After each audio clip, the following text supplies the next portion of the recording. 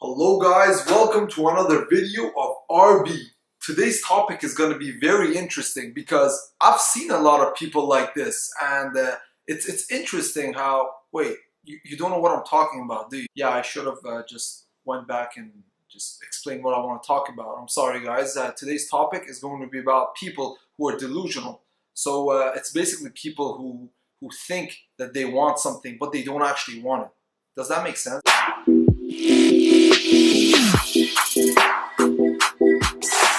Okay, so before you tell me this guy's going crazy, or you say this guy's too lame to watch, just listen to what I gotta say.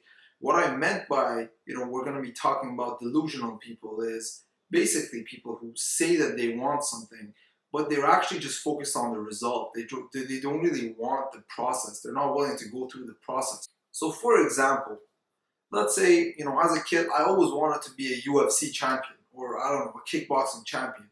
Any champion related to martial arts, And, when I grew up, I realized that it's going to take a lot of physical pain. The process of going through this is going to be brutal. Like, I'm going to break my nose, I'm going to break my jaw, break my ribs, constantly get beaten up until I can be the champion. So, then I ask myself, is this really what I want, or am I just focused on the result? Because the end result of me carrying that, I don't know, lightweight, what am I? I'm pretty light, lightweight, heavyweight belt, I don't know, flyweight belt. That's the end result. So do I really want that, or do I also want to get through the process? And I realize I don't really want to do that. Which brings me to the main point. When we ask people what you want to be when you grow up, or what you like to do, what's your dream, what you want to accomplish, these are somewhat tricky questions. They kind of make the person delusional, because I think everyone wants the same thing. We all want to be rich, be successful, be happy, but I think the right question to ask is, what are you willing to struggle for? Because I think all of us, like I said, want the same thing, but are we willing to really go through the struggle? Are we willing to go through the process of getting that? Once we really, shed light on the process itself rather than the end result, then maybe we can be a little bit more clear on whether or not we really want that thing. Because the process is going to be very difficult. Speaking about difficult, every single thing in life is going to be difficult if it's going to be worth achieving.